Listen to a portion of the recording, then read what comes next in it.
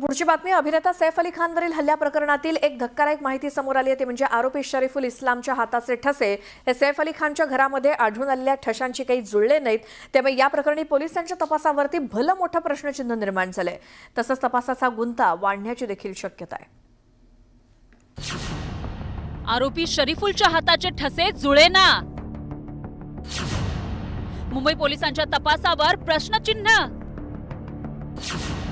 सैफ हल्ला प्रकरणी आरोपपत्र दाखल।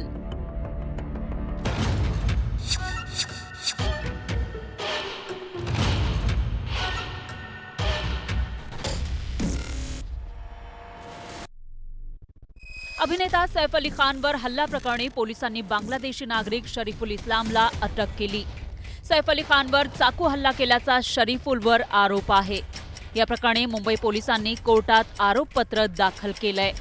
या आरोपपत्रातून एक धक्कादायक माहिती समोर आली आहे। पोलिसांनी सैफ अली खानच्या फ्लॅटमधून गोळा केलेले हाताच्या बोटांचे ठसे आरोपी शरीफुल इस्लामच्या बोटांच्या ठशांशी जुळले नाही।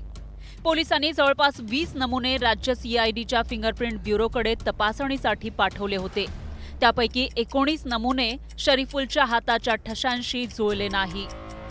पोलिसांनी सैफ अली खानच्या फ्लॅटमधील बाथरूमचा दरवाजा, स्लायडिंग बेडरूमचा दरवाजा आणि कपाटाचा दरवाजा असे विविध ठिकाणाहून ठसे घेतले होते। पण यापैकी एकाही ठिकाणच्या ठस्यांशी शरीफुलच्या बोटांचे ठसे जुळले नाही। मात्र सैफ अली खानच्या इमारतीमधील 8व्या मजल्यावर पोलिसांना आढळून आलेल्या ठस्यांशी शरीफुलच्या बोटांचे ठसे जुळलेत। 8 फ्लोअरचा जे फिंगरप्रिंट आहे ते अक्यूजला मॅच झालं आहे। हे 20 फिंगरप्रिंट्स म्हणजे स्लायडिंग डोअरचा फिंगरप्रिंट होता, वॉर्डरोबचा फिंगरप्रिंट होते आणि ब्लॅक बाथरूम डोअरचा पण फिंगरप्रिंट होता। पण हे सगळे आता मॅच नाही झाले आणि याचा उल्लेख आता चार्जशीटमध्ये केला आहे। सैफ अली खान हल्ला प्रकरणी बांद्रे पोलिसांनी नुकतंच 1613 पानी आरोपपत्र दाखल केलंय। त्यामध्ये फिंगरप्रिंटविषयी 2 रिपोर्ट सादर केलेत। या चार्जशीटमध्ये मुंबई पोलिसने हे पण सांगितलं आहे की सैफुल इस्लाम हे बांगलादेशी नागरिक आहे। तो बांगलादेशवरून 8.5 मंथ्स पूर्वी इंडियाला आला होता, मुंबईला पण राहिला होता आणि कोलकाताला 15 डेज तिकडे राहिला होता। दरम्यान आरोपी विरोधात डिजिटल आणि तांत्रिक पुरावे असल्याचा पोलिसांचा दावा आहे।